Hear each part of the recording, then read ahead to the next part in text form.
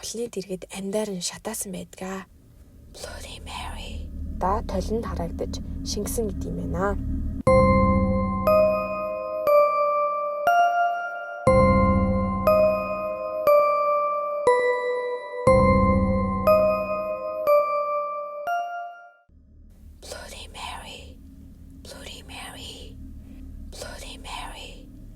Гэд 3 удаа толь руу хараад нэрийг нь шивнэ. Тэр үед тэр чам дээр ирнэ. Чи Bloody Mary буюу цусд Мэри гэж юу мэдэх үү? Өнөөдөр та бүхэндээ Bloody Mary-гийн тухай ярихаар бэлдсэн байна. Та бидний сайн мэдих Bloody Mary гэдэг дуу байдаг та.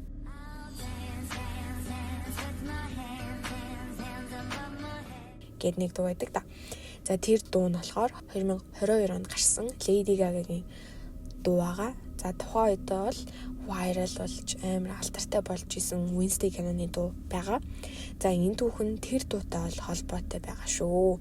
Тэгэхээр энэ дуу болохоор 1516 онд төрсөн Английн хамгийн анхны хатан хаан болох Mary Tudor-ийн тухай өгүүлдэг ахны. Тэрбээр түүхэн цусд хатан хаан гэдгээр бол алдартай байсан.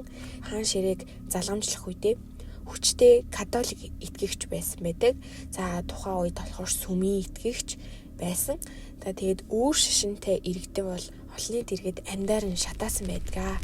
За түүхийн хамгийн сонирхолтой хэсэгт Mary дурласан тухай гардаг юм байна.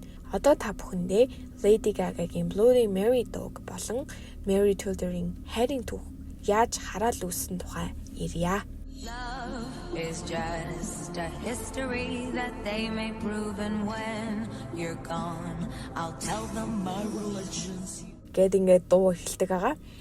Хайр бол чамааг явсан одоо байхгүй үед нь гарч ирдэг түүх болсон зүйл юм аа гэж байгаа.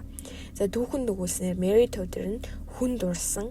За тэр нэгэн залуу нь цэрэг эсвэл тосхны залуу эсвэл бүр харийн одоо гадны хүн байсан гэж болно. За Mary түнд маш гүн дурлсан байдаг.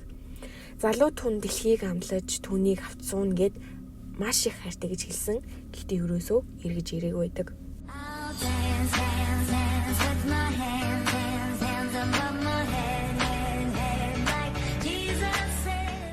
За Bloody Mary яг тухайн үед яг католик буюу Жисусийн шашинтай байсан болохоор энэхүү дуунд Jesus гэдэг үгийг оруулж өгчээ. Hands together forgive him before he's dead гэж хэлсэн байдаг. За Maryд энэхүү амлсан хайрт нь хизээч эргэж ирээгүй байгаа. За түүхийн хамгийн хар бараан хэсэгт тэр залуу нь өөр бүсгүйтэй болсон бүр анхнаасаа Maryд ерөөсөө хайртай байгаагүй гэж гард юм байна. За Mary түүнийг ирэхгүй бүр өөр хүнтэйг нь толиноосоо хараад мэдчихдэг. За тэгээ бүр хоол идгээ болоод үргэлж толиныхоо өмнө л зогсоод ингээ үсээс хамнаад түүнийг бодон харуулсаар ягаад бол өнгөрсөн байдаг. За зарим түүхэн түүнийг өөрийнхөө амийг авсан буюу амиа хорлсон.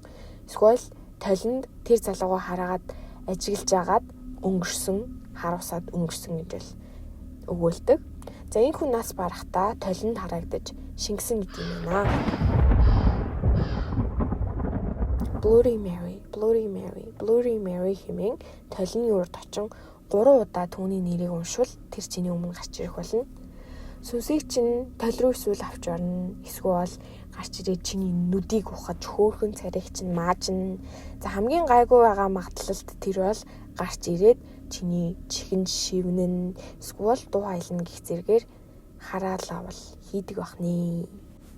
За ийхүү ээлүүдтэйгээ хонохдоо эсвэл ингээ найзуудаараа хонохдоо энэ хүү зан үлийг туршиж үзээрэй. Шүн талны өмнө очиод нэрийг нь 3 удаа хэлэхэд л болно. За одоо та сайхан амархыг хичээгээрэй. За тэгээ дараагийн бичлэгт юу сонсомоор байгаа, юу мэдмээр байгаагаа комент хэсэгт бичээрэй.